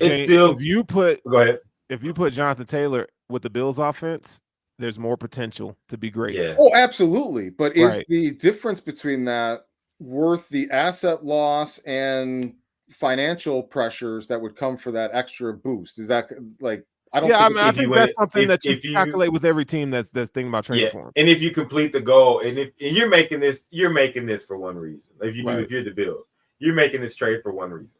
That's Super Bowl. So if you win the Super Bowl, James Cook. If you really believe Jonathan Taylor wins you the Super Bowl, but James Cook doesn't, do you trade James Cook right now for Jonathan Taylor? I don't. Yes. This ain't even about the Bills. This ain't even about the Bills. You know what I'm saying? Like, if you were the Bills, would you make that move from a Jonathan Taylor perspective? No. Because I don't. The Bills don't have the resources or the financial allocation year over year to pay a $10 million, $14 million running back. Like for them, it doesn't make sense because you're paying Josh Allen, right? But there is a team, and Russ, I'll let you take it. I have a team in mind, but who do you think should trade for Jonathan Taylor? Off the top, I could be a homer and say, "Oh, the Cowboys need to." But no, the team I really think needs to trade for him over any other team is the Dolphins. A-Chain has been playing very well, like it, all fine and dandy. But one thing I will say is this. There is something to be said about a consistent running back that can do it in every way possible between the tackles, outside, inside, catching. The same, it's just in that offense, the same thing that you saw, that stick of dynamite that it has exploded on the West Coast in San Francisco because they got Christian McCaffrey, is the same type of effect that he would have if he went to a team like Miami or even a team like Buffalo. It's something different. I get what you're saying, Chris, because the things that you'd have to trade to get him, but we're in this to win. You know what I'm saying? We're in this to get the ultimate dub. So like I told my homie at one point, people, yes, crazy Russell, fuck you. I would trade Tony Pollard right now for that motherfucker. Right now. I would give up Tony Pollard and all that speed for a guy that's equally as breakaway capable and runs between the tackles and can get it done on the goal line and can catch passes. It's just something about having that type of guy on your team that can get it done like the Rams would be a great one. Tampa would be a good one as well. But Tampa, I think, would be great. The Rams are in denial if they don't understand that they're in a rebuild. I got a team. They do understand it. That's why I think the Rams are just playing who they got. That's why we got this Tui Kungafuga guy. I got a team. The Baltimore Ravens. The Baltimore Ravens would really benefit from having Jonathan Taylor. Just think about that for a minute. Yeah. Lamar, Jonathan, that's a deadly combination. Yeah. J.K. Dobbins is out for the year, right? How much faith do you want to put in Gus Edwards? Like, he's okay. He's a supplemental back.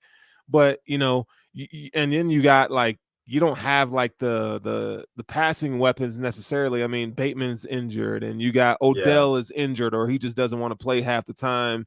And you got, Mark Andrews and a rookie wide receiver, right? Zay Flowers is doing pretty good. I think that's the perfect spot. But if perfect spot for the Colts, do you really send them to the AFC, though? They don't want to, but it's a running back. Like, yeah, fine. Great. Here's the question for you guys, because you just sparked it. Sorry, you just sparked it, Sterling, when you brought up when we started talking about Mark Andrews. And I'll ask you guys this. Is Mark Andrews the best tight end not named Travis Kelce? No. Yes. Who's the guy you got over him, Chris? Talent-wise or producing-wise? Just, production. Like right now in the league, production, after Travis Kelce, have the argument there. I don't think talent-wise he's Oh, okay. No, I mean, we could, I mean, there's guys that we can all say is a little bit more talent. I'm just saying, like, as far as production and what we see, if I say, man, Travis Kelce is the best tight end in the league right now, who's number 2? Mark Andrews to me. Yeah. And here's why. Like, this is a shot without being a shot. I think more is placed on Mark Andrews than any other tight end because they don't have things around him to make him better. He doesn't have a Patrick Mahomes, right? Like, Patrick Mahomes really, like, changes the game for Travis Kelce. Travis Kelce's great.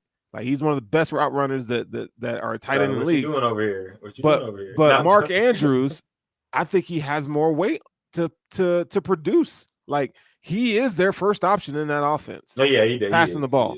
He's responsible. So, and then you got to look at, okay, the Ravens are a smash mouth football team. So he's got blocker responsibilities, right? I would say, if you would have asked me this like 2 years ago, I would say Kittle was. But Kittle's kind of he's declining a little bit, right? But I have to go Mark Andrews, man.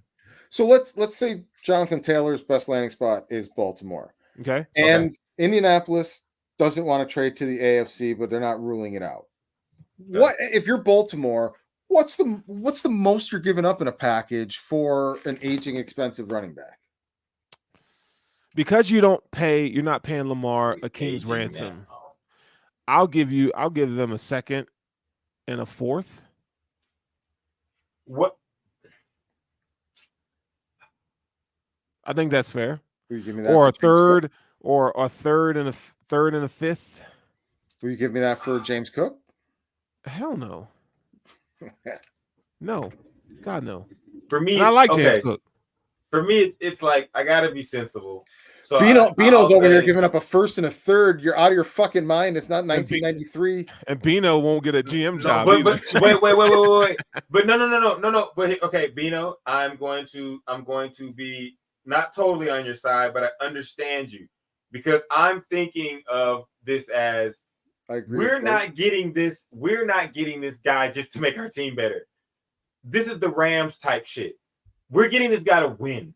And if we win, all that other shit don't matter. And what we come here to do is win. When they went and got Matthew Stafford, they traded the farm. McCaffrey, you're getting rid of everything because you think that if we add this guy, we will be unstoppable. So if you lose, it sucks because you lost. But me, I think I'm going like first and maybe third, bro. I'm doing whatever I can that's not giving away the house, bro.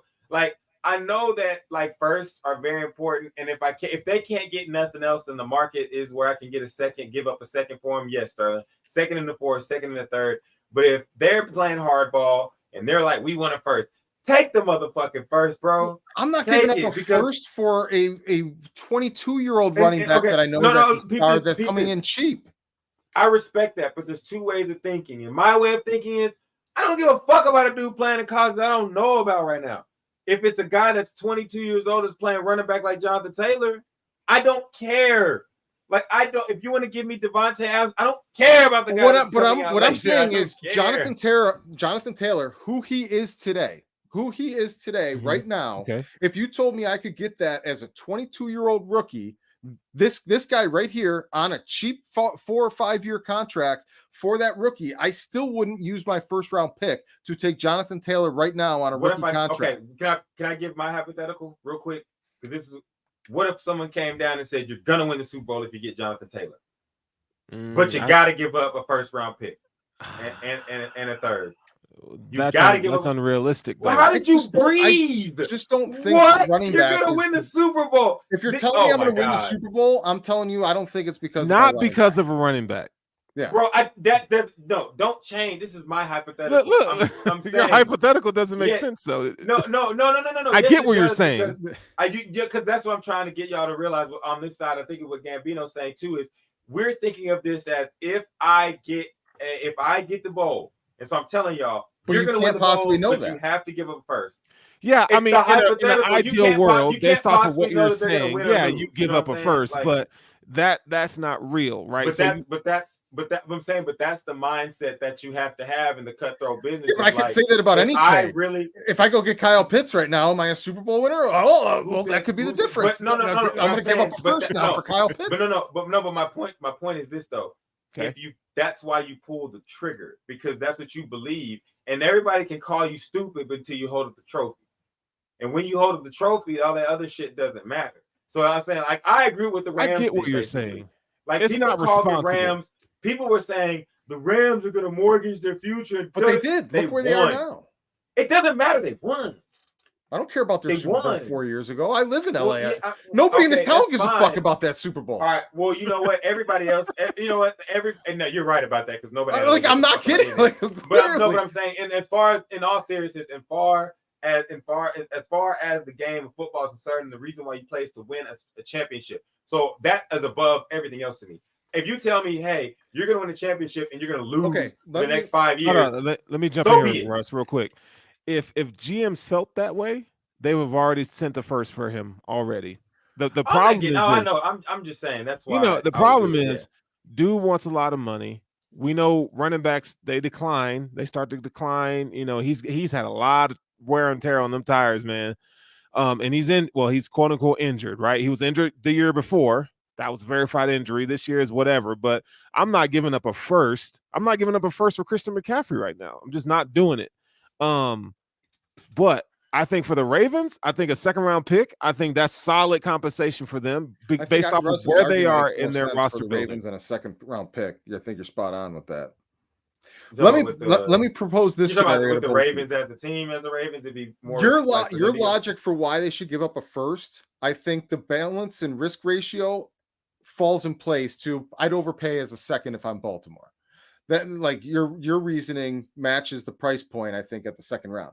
But like, let's give people a perspective on your outlooks as GMs with this simple, not really an either or, but I guess it's an either or. That's crazy, Gambino. I can't ride with that. I can't give a first and a second. If you're, let's say, so this, you can know the future in advance and you can choose two paths. Sure. Okay. Path number one is you're going to be an NFL GM. And you will win the Super Bowl in the first 3 to 5 years by mortgaging the future. And over your next 15 to 20 year career as a GM, you will be mediocre and uncompetitive in the hierarchy of chasing a championship. You'll never come close again, but you'll win that championship in the first 3 to 5 years. And that's pretty much it. Over 15 to 20 years as a GM. And the other scenario is, you don't know if you'll win the Super Bowl, but you are guaranteed to be competitive 10 to 15 years of that 15 to 20 years. And every single one of those 10 or more years, you have a good or better chance of winning the Super Bowl. Which would you rather have? The guaranteed but you have to. The one win early and mediocre the rest of the time, or right on the cusp for sustained period of time. But you have to add that you don't win it in the second one, because otherwise it's obvious. You don't know if you'll ever win it. But you have a chance to every single year. All right. All right. Well, it's yours. It's your. I would rather have said to give it like the way you worded the first one is like you make it's an easy choice because the first one is like you're telling me I get to win early, but I got to lose for 15 years. That's like it's a long. That's not the same as like You're still an NFL GM. You just don't have no. Okay, wait. Are you saying like I'm a GM and in the first 5 years I win? And then in the next 15, I lose. You don't lose like 3-14 every season, but you're like 9-7, 10-6, or 10-7. It's just never. You're never really a Super Bowl. A Super Bowl window never opens. Cowboys. Yeah, there's Super Bowl windows open. Well, okay, so that changes it because I was like, I'd take what the Cowboys did. We've lost for 23 years. You're constantly on the fringe of being a playoff team, like the Bills were for 17 years. Well, that's the easy choice, though, bro. That's not really it's not really fair, bro. Because we have to pick the other one because you're like the other one just sucks. Like you're like, oh, you're gonna win once and then you're just gonna suck for a very long time, or do you want to be competitive? But that's basically what the Rams chose. They chose let's win right now, win one. Bro, you said 15 to 20 years. It's only been 2. Okay, at 10 to 15 years. It's only been 2, and they're already competing. Look at their forecast. So I mean, Stafford's aging. Yeah, and you got Puka Nacua and Cooper. I'm just saying, guys, like we can't do that. We can't do that because we disagree with what they did. Okay, I'll give you 2 real world examples. They don't even suck this year. And I'll give you 2 real world examples. This year. Who would you rather be right now as a GM? Would you rather be the Rams with your Super Bowl ring, or would you rather be the Bills? Rams. I'd rather be the Bills. I want to win. I've already won, so I want to win. I've won. So you would take the 1-year wonder over sustained success, always having a chance to win. But no. You're calling it a 1-year wonder, and like I said, it's only been 2 years, and they're competitive this year. But they're going to get worse before they get better again. How do you know? Look at the roster. Look at the positions that are failing. Look what they need. Sterling, you get what I'm saying? Ebbs and flows of teams. Sterling already you're looking at the projection and saying that they are supposed to be bad. We looked at the projection before this year started, and they're supposed to be 0-4. They're not. Sure, no, they're not playing top tier competition. It doesn't no one thinks they're going to win against against anybody real. And you know what? Which ironically is actually going to stall out their. It's going to stall out their rebound. But what you're trying to push it. You're trying to push this out 10 or 15 years when you have no idea if that's how long they're going to last, and they're competitive this year. In 2001, now you're telling me you just hold on. Wait, last. Let me finish. You just asked me the question: would I rather have a Super Bowl ring or not? Basically, no. With some hope. Would you? Do the Bills have a Super Bowl ring? They have the strong possibility of getting one in the next 5 years, and multiple if they play their cards right. Do they have a ring? Do they have a better chance over the next 5 to 10 years of winning Super Bowls? No, they don't have the Rams a ring right now. No. That's not your question. You said yes, would I rather it have is though. That ring? is the question. No. You said would I? You have a memory of a Super Bowl. I have a chance to win multiple Super Bowls. I'd rather have that chance. Your fucking memory is irrelevant. It's old news.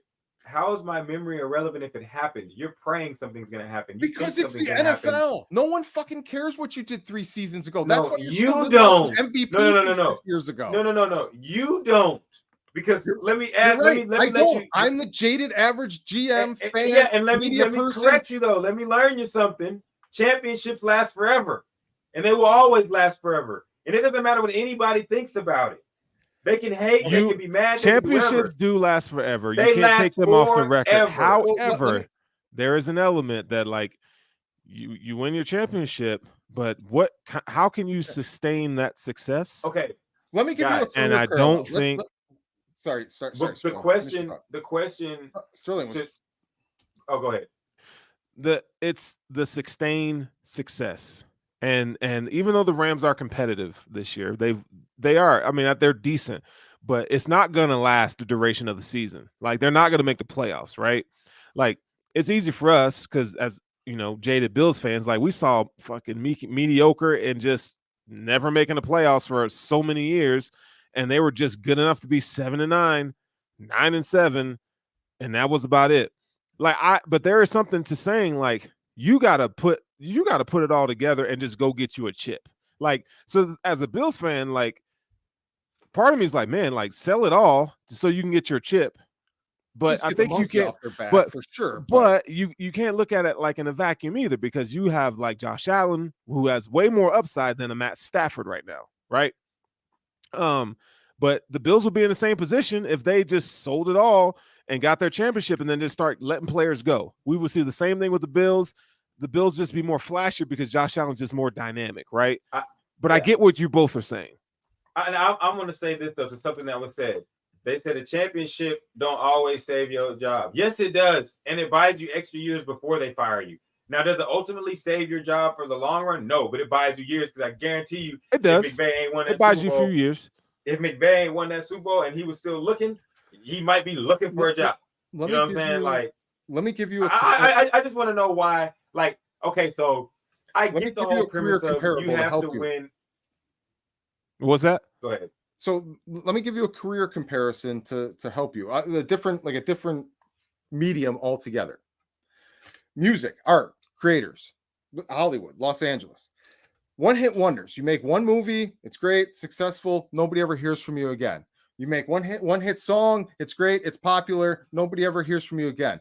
Do you still feel better than anyone that's never done a song? Sure, of course. But if you're a true artist, if you're a true professional, that one, while it's a momentary moment of joy, it makes it actually kind of worse, because you're forever chasing that taste again, that feeling again, and you never get it, and you always come up shorter and shorter and shorter until it fades away. So yeah, I get the idea of, yeah, I want a Super Bowl, but at the same time, if my choice is to sell the farm to just win a Super Bowl to win a Super Bowl and then fade away into the sunset, I would much rather build a foundation that allows me to win it, to build a dynasty. Like, my biggest fear for these Bills is that they win one Super Bowl and everybody's satisfied and they're happy. Oh, we got a fucking Super Bowl. I'm sorry, with the talent you've amassed, with what you have here, with the opportunities that have been presented before you, what you just watched happen in your division for the last 12 fucking years, actually closer to 20 years. If you walk away from this window and this opportunity with one Super Bowl, that is a big, giant disappointment to me. That is why I'm so hard on McDermott, because I don't want to get lucky and win one. I want a dynasty. Okay, like, basically what you're saying is you want to be the Packers. The Packers won one Super Bowl with Aaron Rodgers, and then they were just gone. They were okay. They'll make it to the NFC Championship from time to time. They got sustained success, but they got their championship, and then they just kind of stopped. Nightmare scenario. Yeah, and they just kind of stopped putting players around Aaron Rodgers. You know? Well, technically, Aaron Rodgers won that Super Bowl with Brett Favre's roster. They never built a roster for Aaron Rodgers. But he won it. They won it while he was a quarterback. But that roster was built for Brett Favre. They never actually really went out and built a roster for Aaron Rodgers. But still, when you look at the record books, Aaron Rodgers has a Super Bowl, right? And then they failed Aaron Rodgers in their franchise by just being mediocre in terms of acquiring talent the entire time. Because I think if you were to poll GMs and coaches, I think they would choose sustained success over years, especially when you're talking about paychecks. Absolutely. But I do think, though, that, like, your point about the Bills, I do believe, like, this regime, I think they'll be all right. They'll win the championship, and I don't think they'll take the foot off the gas. Like, I think they'll continue to. Brandon Beane is one of the best GMs in the league. Like, Russ, we're not going to sit here and say he's not. You know what I'm saying? What's that? Russ lost his power, by the way. Okay. It's Texas Storms. Texas Storms. Well, unfortunate for Russ, he was about to get all the smoke, okay? He was about to get all the smoke here because, as we segue on to the next topic, the power rankings. Now, I do got to say, and maybe I'll talk to you about this, Chris. Oh, you can talk to me about it. But good old Russ here was coming back. Oh, yes. Put him back in here. Yes. Put Russ back in here. Power outage. But okay, power outage. Glad you're back. Cats and dogs. Now, what's up? Now here we go. You, Russ, were saying a lot of shit about the Miami Dolphins. You were talking all that shit. Oh, you talk so much shit about the Dolphins being the best team in the AFC East. And the Dolphins go out and they score 70 points against the Broncos. Okay. And I was scared. I was like, damn, like sometimes, Russ, you get me, you know, I'm like listening. I'm like, okay, like this nigga might be right about this. Like I'm fucking scared about this game, man. I ain't gonna cap. Like, I'm scared. But lo and behold, the Miami Dolphins ran into Daddy's house. And guess who was standing with the belt at the door? Josh fucking Allen. And he said, boy, get your ass over here. What you been saying? I'm gonna just start fucking you up. Russ, so, you know what 5 out of 11 is? Listen. Tell him about 5 out of 11. Listen, I'm gonna tell you this, Russ. I appreciate it. Thank you for the smoke that you're about to receive. And I'm sure you've been thinking about this all week. Like, how am I going to show my face in this room tonight, knowing that the Bills, not only, they didn't win like 31-27. They won 48-20, and they took the gas off in the fourth quarter. They took the gas off in the fourth quarter. There was I don't know if there was somebody who said, you know, Tua likes to fixate on his first read 80% of the time, and if they can get pressure on Tua, who has only been sacked one time prior to being sacked 4 times in Buffalo, they stopped. They look, you know what their leading receiver was? They had 48 yards. No receiver got over 50 yards. I'm not saying the Dolphins are bad. I'm just saying them boys in Buffalo whooped that ass. They whooped that ass. Did you know that the Bills, and I'm not being a homer here, okay, I reached out to some people, and I wanted to know, like, okay, like what I see on the All 22, does it really match up? Okay, like Matt Milano and Terrell Bernard are 2 of the best matchup linebackers in the league. Okay, and not every team can defend the Dolphins like the Bills did, because you got to have linebackers. You got to get pressure with 4, and they were able to do that. Now, Chris, to your point, you're gonna have to take an L too, because you got that would talk about how McDermott ain't shit. And I called you after the game. I fucking called you, and you still had excuses. You made excuses. You wanted to put all the accolades on Josh Allen, and that's bullshit. Sean McDermott called a game out of his fucking mind. The thing was, can Sean McDermott stop some of the NFL's best offenses that we call generational? He called it generational. Many people called it generational. He put them motherfuckers to sleep like Curry. Like Curry. So, all I got to say is, let's get this motherfucking power rankings on right now. Y'all ain't got nothing to say. We can't. It's your segment. We can't. I know. I should just mute y'all, but y'all just gonna have to suffer through this. Okay, at number 10, Baker. You know what, Russ? I gotta give you some love here, because Baker Mayfield's playing really well. Oh yes. Like, this is a forgotten. This Buccaneers team was like, literally, they were forgotten about, man. They were forgotten about. No one really cared about the Bucs. But guess who's number 6 in QBR this year? Baker Mayfield. Baker Mayfield also is number 8 in completion percentage at 69.6%. You know who's number 1? Josh Allen. But we don't want to talk about that. But the Bucs are looking really good. I think they could be a scary team in the playoffs just because their defense is still really good. At number 9, now this is to all my GML mates here. I told you motherfuckers that the Texans were going to they were going to win the game against the Steelers on Sunday. Rodney, I told you. I fucking told you. The Texans are a legit team. CJ Stroud is a motherfucking dude. CJ Stroud is number 4th in passing this year. That's impressive. They really don't have too much of a run game. But D'Amico Ryans should be NFL Coach of the Year, because he's taken a ragtag group of motherfuckers that nobody really thought about. Castaways, Derek Stingley injured, 5 offensive linemen trying to figure it out, and he's put together a squad. They're number 9 right now on this power ranking. So shout out to D'Amico Ryans. Shout out to my boy CJ Stroud, even though he's from Ohio State. At number 8, we shit on Lamar Jackson. Rightfully so. He shit the bed against the Colts, but every quarterback has bad days. We've seen it, right? We've seen it. But Lamar bounced back this week, and you know what he did? He beat the shit out of a really good Cleveland Browns team on the defense side of the ball. We know offensively they ain't going to do shit. Okay, like Dorian Thompson Robinson, I didn't expect too much out of him, but like here's where I come with this. You when you look at the Browns, Watson and Thompson Robinson, like that's a wash to me because Watson is trash, right? But the Ravens came and they kicked ass. Them boys are good. So they have placed themselves in the AFC's elite. Now, Lamar Jackson's getting more and more comfortable in this offense. I said, hey, hold on, before we start shitting on him, he's got to get better. He got to get better situationally, but the way he looks in Todd Monken's offense this past week, I think it's something to hang your hat on. We'll see if Lamar continues his ascension into the elite rank of quarterbacks. He's not there yet, but I think he's on his way. Next up, the Cowboys. Way to bounce back.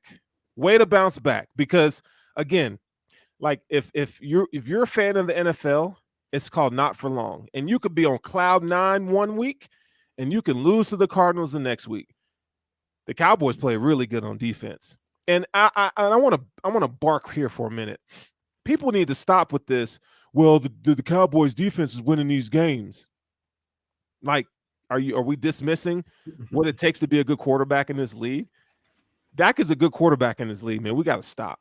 Like, we need to give it, we need to be real about Dak Prescott. He's not an elite quarterback, but he's good. He's a great leader, too. It matters. This team's rallying behind him, and they're rallying behind that defense. So, shout out to my dogs, the Cowboys, even though you're going to get your ass whooped in Buffalo. Next up, we got the Miami Dolphins. I don't think I need to say anything else about the Dolphins. Daddy's home. You guys need to take a nap. 5 out of 11, Russ. Offensive player of the weeks when Josh Allen's played the Dolphins. Yeah. He's played him 11 times. He's won AFC player of the week 5 times. It don't even matter, though, because you know what? The Dolphins, sit your ass at home. Next. The Detroit Lions are here. The Detroit Lions, man, you want to talk about gritty team? Like, this is the Detroit Lions, dude. Yeah. No. They week in and week out, everybody, a lot of people shit on these guys because they don't have a history of winning, right? All their best players they retire early because they're like, fuck the Lions. But yes, look, Dan Campbell's got these boys playing. Jared Goff is another guy that, we talk about like he ain't it, but he's doing his job, right? So we got to give him credit. They're just good on both sides of the ball in terms of the trenches. I think games in the NFL is one in the trenches. Then outside of that, it's quarterback play. They're doing their job. So let's go to the next team. Here's the Eagles. Everybody's still talking about the Eagles like they're this just giant elite squad. And I don't think they are anymore. They're good. But Jalen Hurts, you still aren't showing me like that you are an elite passer of the football. And that shit matters, right?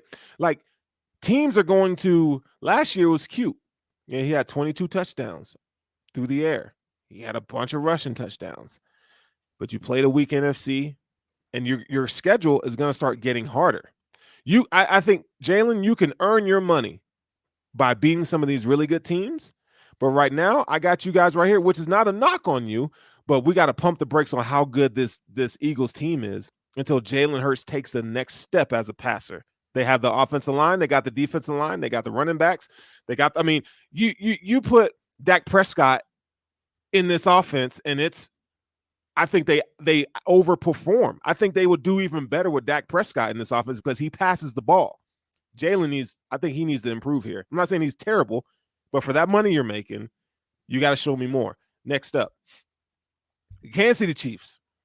I think we're going to hit a reality that people aren't. Let me tell you something that people really aren't expecting. How many back-to-back Super Bowl champions do you see? Not many. Not named the Patriots. Right? Not named the Patriots. The Chiefs won the Super Bowl last year, if I'm not mistaken. And they just don't look great right now. I didn't say they weren't good, but they just don't look great. Patrick Mahomes, I think we're starting to – now, Patrick Mahomes is the best quarterback in the league. But even the best quarterback in the league needs help. I think Travis Kelce is distracted. I don't care what anybody says. That shit's a distraction. And he doesn't have anybody else to step up. Who does this sound like? Kind of sounds like the Buffalo Bills, doesn't it? You got Kelce on offense and nothing else. That's a problem. You're not going to win a championship like that. You got to go get some help. If you go out in the trade deadline, you go get another wide receiver, great. But until then, you're going to have some problems against the NFL's best teams next. All right. For number one, in order to be the man, you got to motherfucking beat the man. And that's what the Buffalo Bills have done. Everyone say hello to daddy, and his name is Josh motherfucking Allen. Mr. 21 of 25, 4 passing touchdowns, 1 rushing touchdown, a perfect quarterback rating of 158.3. On the other side of the ball, Leonard Floyd's a motherfucking dog. Ed Oliver, Greg Rousseau, Trey White's gone. That's okay. They'll figure it out. But this team they're playing like they are the most balanced team in the league right now. And I think that means something. Best point differential. You got the best quarterback. He's playing the best. 78% completion percentage. Since when did we ever say Josh Allen out of 4 weeks would be the leader in completion percentage? No one should ever just say anything, because who the fuck thought that? I didn't think that, but he is. Josh Allen's balling out. So this Bills team this week, they look like the best team in the league. And that's the power rankings on Sports Sushi, baby. Oh, I don't even listen. The 49ers I got you. You didn't want to scroll up, did you? This is your own power rankings. You had him at number 2. I still stand on everything I said, but I still think the Bills are better than the 49ers. Because here's the deal. Brock Purdy, who's having a good season, they're not the Bills. You're not Josh Allen. I'm sorry. Like, their team is so good on both sides of the ball. They're good in the trenches. But we got to see it. Like, they're going to start playing some tough games, and I want to see them against the NFL's elite. They got a big one Sunday night. They got a big one Sunday night. Russ, they got a big one Sunday night, don't they? They do. That's it. You said I can't wait till they play the NFL's elite. And I lean back. And the Cowboys, guess what? When you talk about a matchup perspective, the Cowboys match up with them boys real nice. Real nice. Only thing, the problem is we've always matched up with them nice. We have to take care of business. But maybe this is different. Maybe this is different. We'll see. It can be. We'll see. It can be. It can be. But as a Cowboys fan and as the honest Cowboy fan that I am, they have to prove it. They don't beat your ass twice. No, I agree. I still think the Bills are the best team in the league, but for record's sake, the 49ers haven't lost, so we'll give it to them. But the Bills are the best team. They got the most impressive win of the season thus far. And I think that's fair to say. As of right now, yes, they do. Right? So we're going to ride for that this week. Team scored 70 and then couldn't get above 30 the next week. So, yeah. It's impressive. Chris, just apologize to Sean McDermott right now. It's okay. Just do it. Okay. No, just shit on these teams. I know he's about to shit on everybody. We're going to transition to the top assholes of the week. Might be some surprises in here. He didn't even mention Sean McDermott. You see that? You see, he's scared. Has there been a bigger in-season tire fire than the Chicago Bears? Like, I don't really even have much material here because, like, it's just like fucking cook the marshmallows, man, because this thing's fully raging.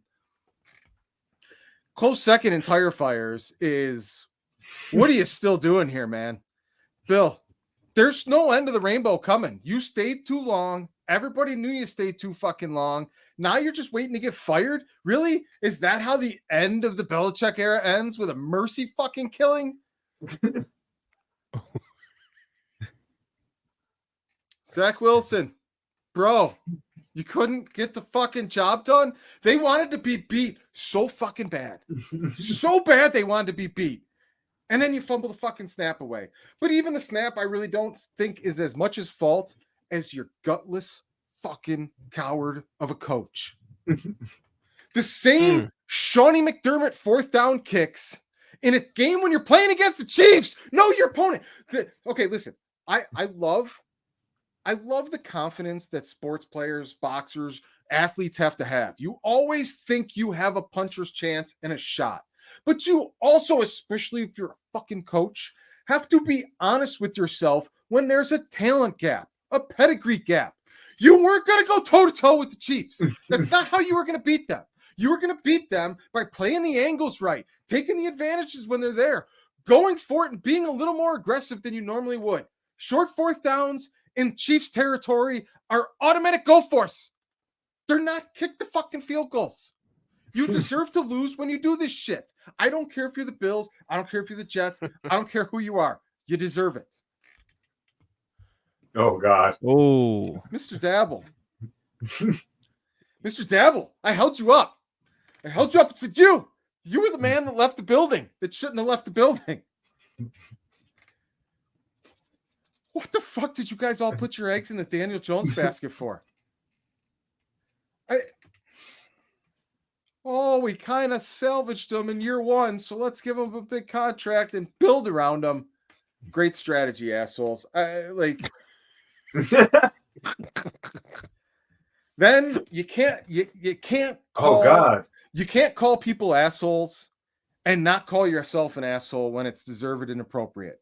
So yes, last week I preemptively labeled McDermott a leading candidate for asshole of the week, and he proved not to be. So that would have to make me the asshole of the week. thank you. Now, with that being said, Sean McDermott, the defensive coordinator, had his guys ready to play. They played fucking aggressive.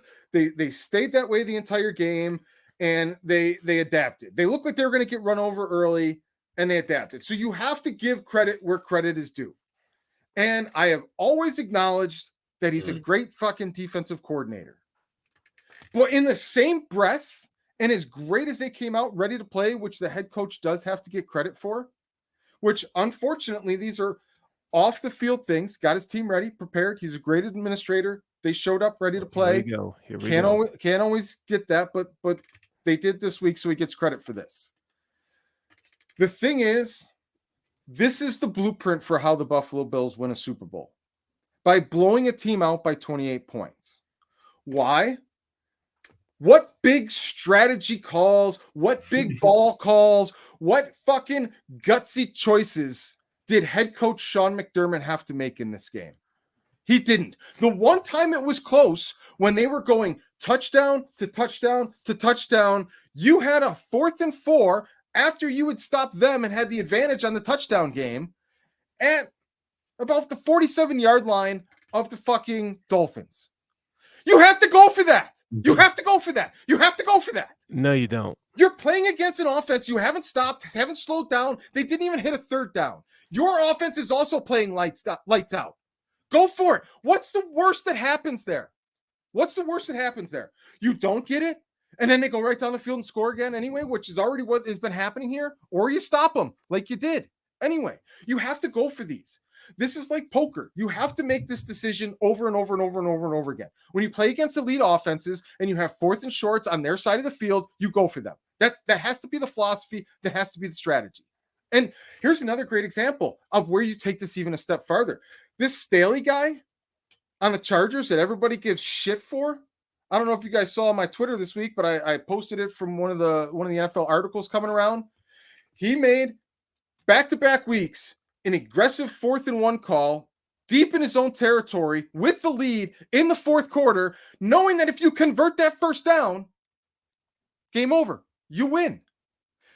Both times, he got suboptimal results. Worst case scenario, we got stuffed. Both times, they got an interception and they still won the game. You don't automatically lose because you didn't get the 4th down conversion. But you can automatically win or increase your chances of winning by going for it in the proper situations. And if you do the right thing enough times, you will get the right results more often than not. And that's what I need to see from Sean McDermott is consistency in making the right choice, regardless of the outcome in the individual set of circumstances. So for this week, he's great. He did good as a coordinator. The team was awesome. I fucking eat my humble pie and I eat my shit. But they need to win by 28 to win a Super Bowl because I don't trust this asshole to make the right 4th down call in the 4th quarter of a 1-score Super Bowl. Does anybody else? Wow. I mean, wow. I just have, before we end, I have one honorable mention asshole of the week. I know you normally do NFL, but Brian Kelly and LSU, fuck all of you. You had one fucking job, and that was to beat Mississippi. And let me just read y'all the 4th quarter of how this went. to get my inner Chris out of me because I bet on this motherfucking game and you fucking blew it. Let's go ahead and go over this. So you take the lead 42-34 at the end of the third quarter with 3 minutes left. Then you give up a fucking touchdown. Oh, but great. You score a touchdown with 8 minutes left. So you're up 49-40. Let's pay attention to the math. You give up another touchdown, meaning you're still up 2. You're still up 2. You're still up 2. Then you give up a touchdown with 39 seconds left to lose 55-49. Brian Kelly, you said with talent you would show up. You said with talent you would be able to make this shit happen. Man, you were supposed to win the whole SEC. Like, man, fuck LSU, fuck Florida, and fuck the SEC as a whole. You see my electricity going out? You see it? It's because I'm telling the truth. We got to end it before it ends. But yeah, that's my honorable mention. I know we don't do college, but fuck what LSU did this weekend. Well, gentlemen, this has been a fun ride. Chris, you're still an asshole because you really didn't apologize. But make sure it was due. Hey, you know what, Chris, you're muted. Make sure that if this was your first time on the show tonight, make sure that you give us a follow right here at Sports Sushi. Here is our socials, right? Okay. And we'll be back next week. Our lovely host will be back. Our dog, he will be feeling better. But guess what? Get your chopsticks because we out of here.